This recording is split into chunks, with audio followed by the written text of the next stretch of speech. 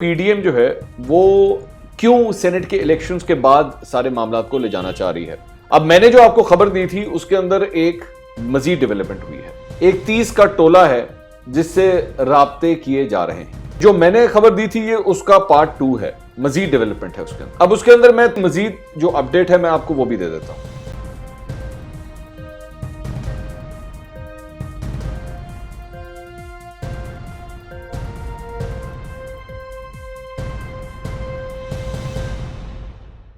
السلام علیکم ناظرین, میں ہوں منصور علی خان. اپنے یوٹیوب چینل کے اوپر آپ کو خوش آمدید کہوں گا. سب سے پہلے آپ سے درخواست کہ چینل کو سبسکرائب کرنا مت بھولیے گا اور بیل آئیکن ضرور پریس کیجیے گا, اور اگر آپ کو ویڈیو پسند آئے تو اسے شیئر کرنا مت بھولیے گا. ناظرین, آج سے 2 دن پہلے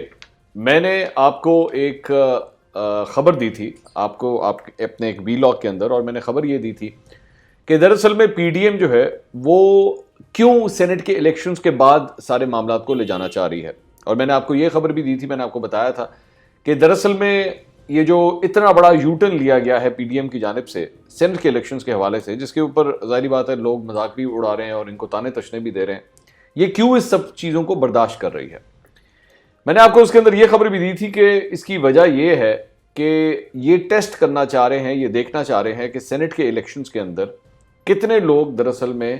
یہ توڑ پاتے ہیں جن کا تعلق پاکستان تحریک انصاف سے ہے. حالیہ دنوں کے اندر پاکستان پیپلز پارٹی کی جانب سے یہ بھی کہا گیا تھا کہ ہمارے ساتھ پاکستان تحریک انصاف کے چند لوگ رابطوں میں ہیں, اور اس سلسلے میں جب میری پاکستان پیپلز پارٹی کے چند لوگوں سے بات ہوئی جو آن کیمرہ تو ایک دفعہ بات کر چکے تھے, پھر آف کیمرہ جب آپ بات کرتے ہیں نا تو اس میں بہت سی ایسی چیزیں ہوتی ہیں جو آپ کھل کے ڈسکس بھی کر سکتے ہیں.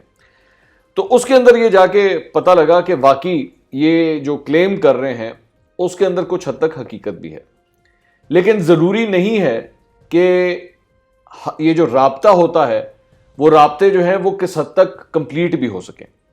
مثال کے طور پہ ویسے تو ملنا ملانا ہم جانتے ہیں کہ حکومت اور اپوزیشن کے لوگوں میں ویسے بھی ملنا ملانا بہت ہوتا ہے. ابھی بلکہ کل ہی میں ایک کھانے کے اوپر موجود تھا تو وہاں پہ میرے ساتھ حکومت کے اراکین بھی بیٹھے ہوئے تھے اور اپوزیشن کے اراکین بھی بیٹھے ہوئے تھے. بڑے اچھے ماحول میں, بڑے کارڈیل ماحول کے اندر جو ہے وہ ڈنر ہو رہا تھا.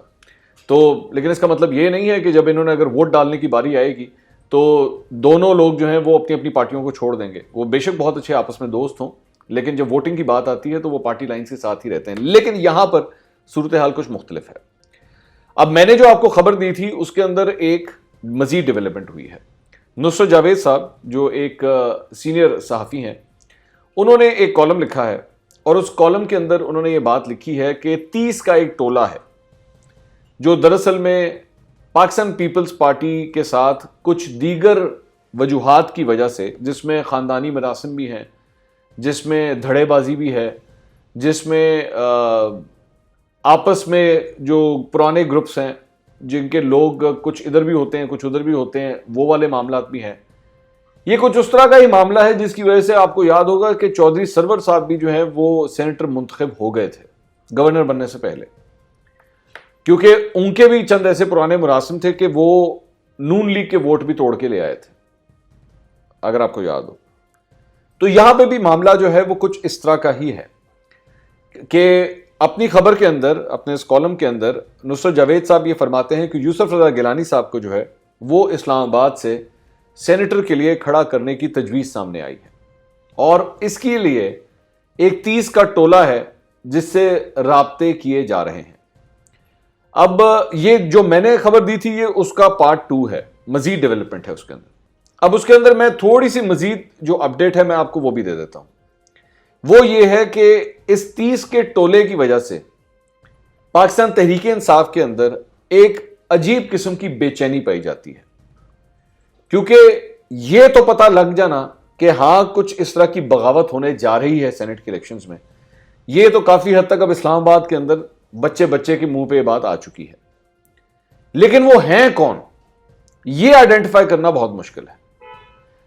کیونکہ اس سے پہلے خفیہ رائے شماری ہوتی تھی تو پتہ ہی نہیں لگتا تھا کہ دراصل میں کس نے کدھر ووٹ دے دیا ہے. لیکن یہاں پر اب صورتحال یہ جو شو آف ہینڈز کے لیے اتنی زیادہ تگودو ہو رہی ہے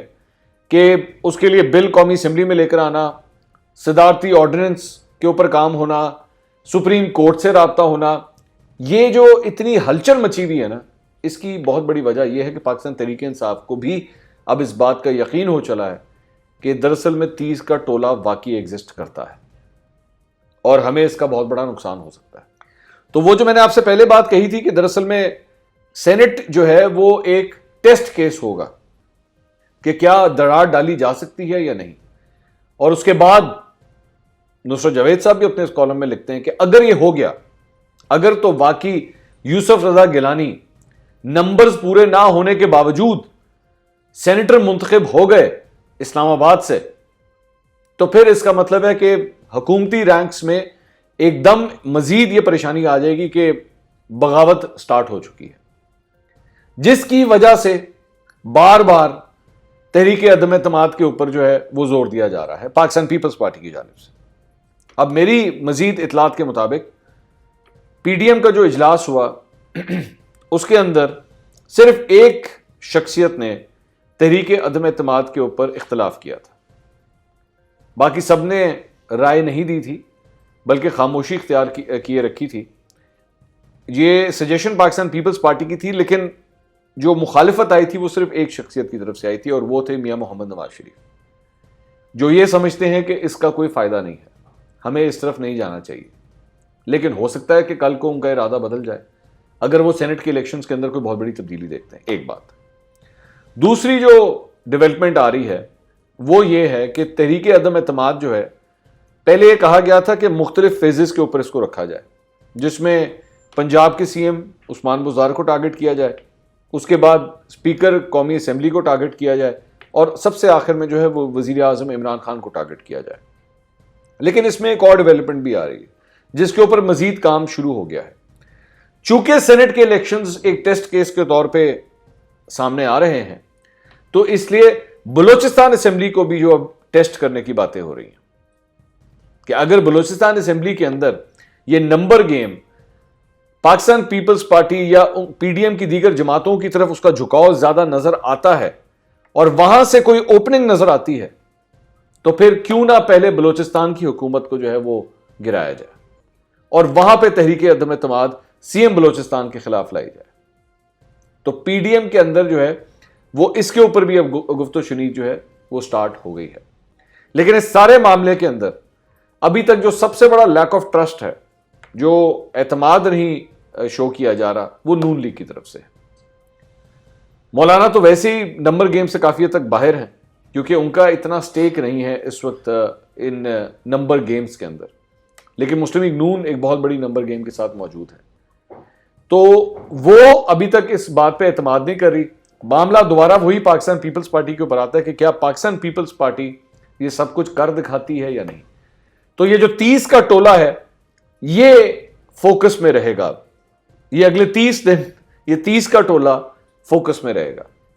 اور پاکستان تحریک انصاف میری اطلاعات کے مطابق اس وقت ہر ممکن کوشش کر رہی ہے، ہر ممکن خفیہ رابطوں کے ذریعے، ہر ممکن جاسوسی کے ذریعے کہ وہ 30 لوگ آئیڈینٹیفائی ہوں کہ وہ ہیں کون۔ لیکن پاکستان پیپلز پارٹی کے مختلف ذرائع جن سے میری بات ہوئی ہے وہ بڑے پر اعتماد ہیں، اور وہ یقین کے ساتھ یہ اس بات کو لے کے چل رہے ہیں۔ ہو سکتا ہے کل کو جا کے ان کا یقین جو ہے وہ بالکل ہی غلط ہو، یہ بھی ہو سکتا ہے، لیکن وہ بڑے پر اعتماد نظر آتے ہیں کہ یہ 30 کا ٹولہ جو ہے وہ ہماری نیا پار کروا دے گا۔ اگلے ویلاگ میں آپ سے دوبارہ ملاقات ہوگی۔ اللہ حافظ۔